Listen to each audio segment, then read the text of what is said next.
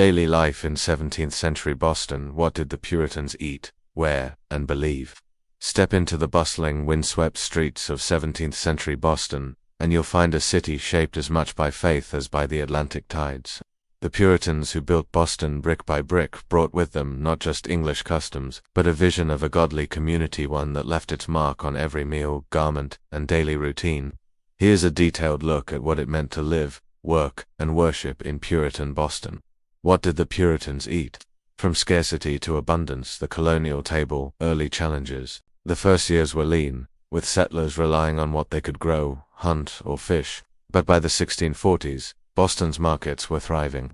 Most residents no longer needed to produce all their own food. They could buy bread, butter, sugar, fish, and even imported spices and tropical fruits at local markets, staples of the Puritan diet. Bread, the backbone of every meal, often made from a mix of rye, wheat, and corn. Thirded bread, combining all three grains, was common. Corn, adopted from indigenous peoples. Corn was used in dishes like Indian pudding, cornmeal, molasses, spices, and succotash. Corn and beans. Meat and fish, cod, beef, pork, and poultry were widely consumed. Fish was abundant, and meat was often boiled or stewed. Vegetables, root vegetables, turnips, carrots, pumpkins, beans, and squash were staples.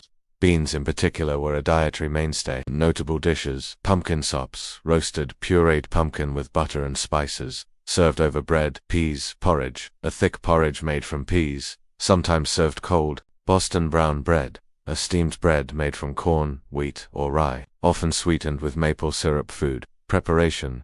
Cooking methods: most food was boiled or stewed in large iron pots over the hearth. Baking was done in brick ovens or by burying pots in hot ashes. Preservation: with no refrigeration, food was preserved by drying, salting, pickling, or smoking. Seasoning: despite the stereotype, Puritan food could be flavorful, using available spices, maple syrup, and molasses. Social aspects: wealthier families enjoyed a greater variety of foods, including imported goods, while poorer households relied more on local grains and vegetables. Communal meals and feasts marked important religious and social occasions. What did the Puritans wear? Clothing as a reflection of faith and status. General principles: modesty and simplicity. Clothing was meant to reflect humility and avoid vanity. Outfits were plain, with minimal ornamentation, and designed to cover the body adequately. Sumptuary laws: strict laws regulated what materials and colors could be worn, often based on social status. Gold and silver, lace, silk, and elaborate accessories were reserved for the wealthy or officials. Typical garments: for men, doublets and breeches, simple, well-fitted, made from wool or linen. Coats and cloaks: long, dark, and plain, with a wide white linen collar. Hats: tall felt hats with simple bands.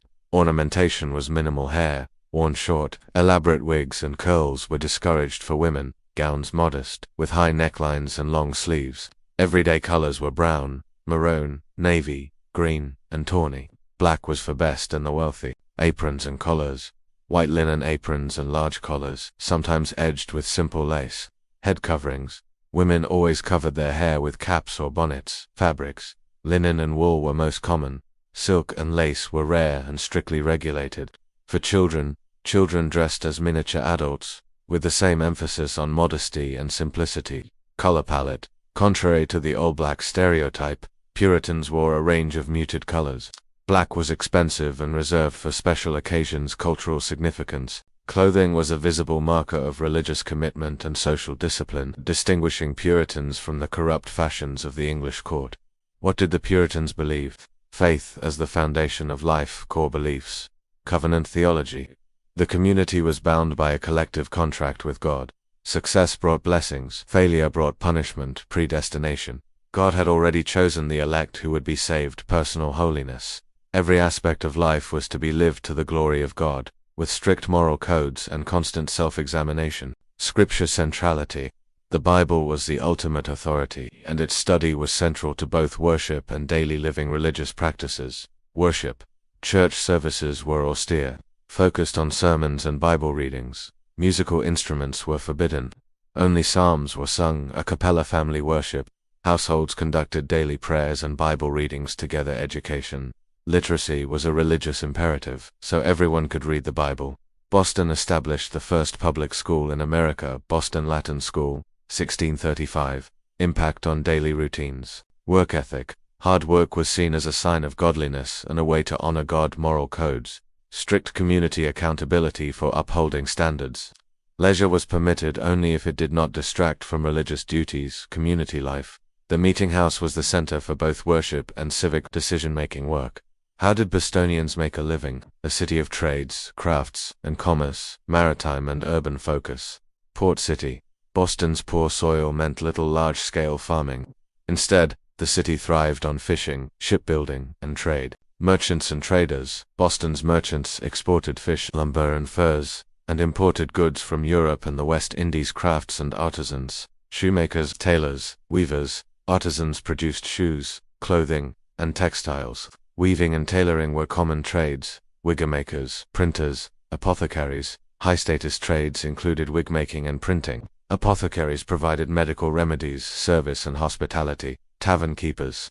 Taverns were central to social and economic life, often run by women, especially widows. Teachers and domestic workers. Some women ran schools or worked as servants, laundresses, or wet nurses. Women's work, domestic and economic roles. Women spun, wove, sewed, cooked, and sometimes ran businesses. Widows could inherit and operate shops or taverns. Social structure. Occupational hierarchy. The most prestigious jobs, governors, ministers, merchants, were reserved for well-off white men. Skilled trades were respected. Unskilled labor and domestic service were lower in status.